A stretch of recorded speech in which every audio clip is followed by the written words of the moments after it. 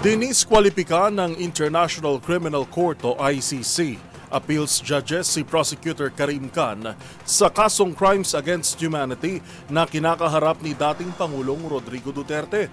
Sa kopya ng desisyong nakuha ng Reuters dahil ito sa posibleng conflict of interest ni Khan sa naturang kaso dahil dating tumayong abogado si Khan ng mga biktima ng war on drugs. Nag-ugat ang desisyon ng umapela ang kampo ng dating Pangulo na wala dapat papel sa kaso si Khan dahil dati nitong kinatawan ng Philippines Human Rights Commission o PHRC sa pagpangalan kay Duterte bilang top suspect kaya't hindi na umano makakapagsagawa si Khan ng patas na investigasyon.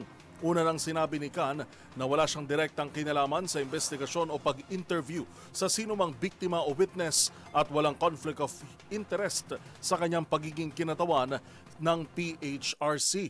Samantala sa pahayag naman ni ICC Assistant to Counsel Attorney Cristina Conti, hindi sila kumbinsido na may sapat na batayan upang madisqualify si Khan. Ayon kay Conti, bago pa man italaga sa posisyon, nakatulong lamang si Khan sa ilang biktima sa pagpapadala ng komunikasyon sa Office of the Prosecutor at wala naman silang nakikitang malaking conflict of interest sa pagitan ng mga biktima at ng opisina. Ngunit hindi umano inaasahang magkakaroon ng malaking abala sa trabaho ng Office of the Prosecutor kahit pa madisqualify si Khan.